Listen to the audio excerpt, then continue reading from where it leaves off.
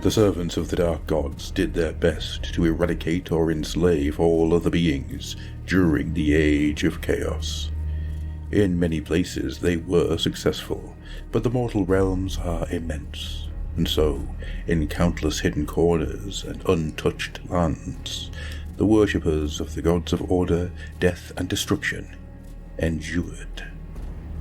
Despite the ravages of the Age of Chaos, the mortal realms still teem with countless strange peoples, who vie constantly for supremacy. Stoic Duardin sail the skies in ironclad airships. Dark tribes and cults worship the Chaos Gods and butcher all those who try to stand against them.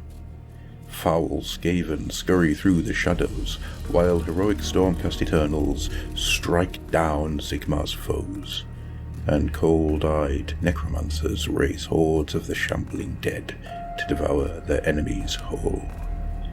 There are countless others, but amongst the strangest of all these myriad races are the Sylvaneth of the Deep Wilds and the troglodytic greenskin hordes known collectively as the Gloomspite Gits.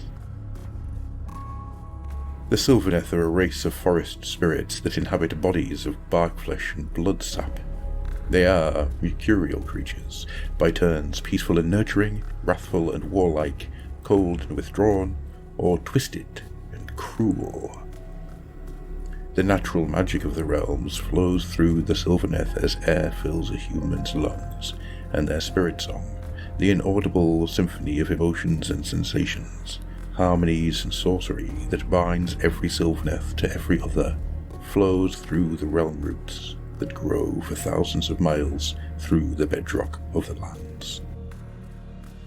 Every aspect of Sylvaneth existence intertwined seamlessly with the turning of the realm's strange seasons. Their territories and enclaves can be found wherever the energies of nature coalesce into places of extraordinary power. The Sylvaneth are both guardians of those places and greatly dependent upon them, and it is a brave or foolish being who crosses their borders with harmful intent. The Sylvaneth were created by the life goddess Alariel, and before the coming of the Age of Chaos, they were wholly peaceful beings who sought only to tend the forests and the springs, the wilds and the rivers. In those days there were dozens of the Great Glades, each made up of dozens of Sylvaneth clans scattered across the realms, each with its own cultures and traditions. Noble Oakenbrow, wise Gnarlroot, and somber Winterleaf were but a few examples of these rich and timeless civilizations. When the reaving hordes of chaos fell upon their lands, millions of Sylvaneth were slaughtered before they learned to hide from their persecutors and fight back against them.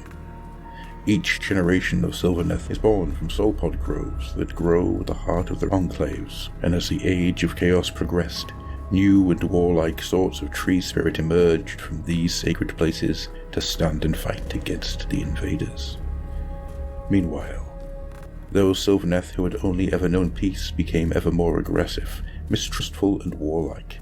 They became adept at guerrilla warfare, using natural magic to veil themselves before striking from ambush, or sending twining roots and barbed thorns to tear their enemies limb from limb. In the course of the long war against chaos, Alariel has become even more furious and vengeful than ever before, and in the same way her children have transformed beyond recognition. The great glades that remain have turned their wisdom and their strength to the battle against chaos. While they seek still to nurture and protect their natural places of power, the Sylvaneth now do so through force, striking out with each new waxing of the natural energies to reclaim more of the wild and ravaged land they once called home. Where the Sylvaneth battled chaos head-on, and in their darkest days were forced back into the last enclaves, the Moon Clan grots of the Gloomspite Gits took a very different approach. Grots are wiry and conniving creatures, green-skinned and malicious tribes of Gorkamorka, the god of destruction. Where Gorkamorka's larger and more brutish followers, the Oryx and Ogors, stayed and fought back against the invading chaos forces, the vast masses of grots chose instead to evade their enemies wherever possible, Many tribes fled into the shadows, seeking refuge in deep dank caves and tunnels that spread beneath the skin of the mortal realms. These moon-clan grots forsook the light of Haish and gave up their claims upon the surface world.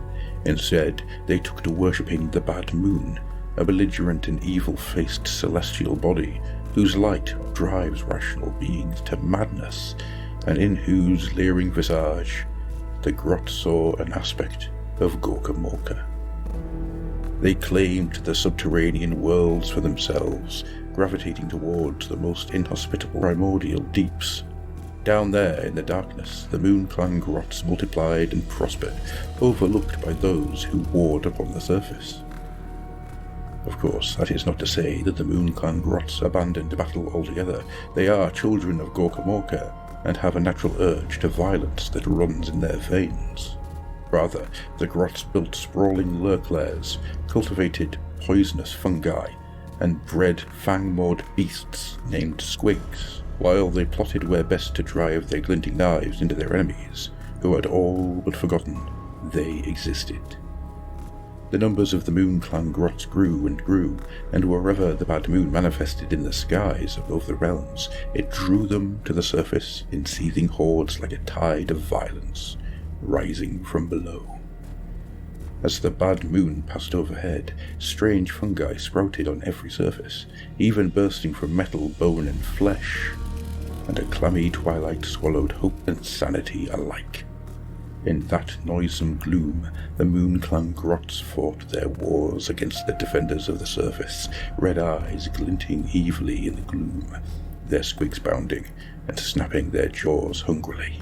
It has been the ambition of every great Moon-clan leader to lead their minions in performing such deeds of treacherous infamy that they impress the Bad Moon and catch its gaze. In doing so, they hope to halt the celestial deity's progress across the skies and bring on an eternal eclipse, the Everdank, which will allow them to overrun the surface worlds. Although many Moon-clan leaders have claimed to feel the Bad Moon's blessings, or the clammy hand, only a few have ever been so blessed. The greatest of all these is the mighty grot warlord Skragrot, who arose from beneath Scrapper Spill in the lands of Iadar, overflowing the warring races that stood in his path, and has since carved out an empire both above and below the surface that continues to spread. Skragrot's position is a tenuous one, for greenskins buck authority by their very nature. Rivals arise from amidst even his favourite warlords, seeking always to stab the Loon King in the back and claim his power for themselves. In order to prove that he is the Bad Moon's chosen prophet, Skragrot must continue not only to conquer new lands, but to do so beneath the monstrous glare of the Bad Moon. He constantly seeks any method he can to predict the Bad Moon's erratic course, abducting mad seers and deranged prophets, interpreting their ramblings to learn where it will rise next. It is said that there is no being more fair nor more fearsome in all the mortal realms than Alarielle, the goddess of life. Her power is rooted deep within the vital energies of Gairan, and it waxes and wanes through countless seasonal cycles. During fallow frost, for example, Alarielle seems old and lined as a proud iron oak, contemplative of thought and cold of heart and deed. During Bounty Boom, she is filled with a vigorous energy and hope, and adopts the aspect of a vibrant youth, while Rootwither sees her become stubborn and protective. Now, though, is the season of war.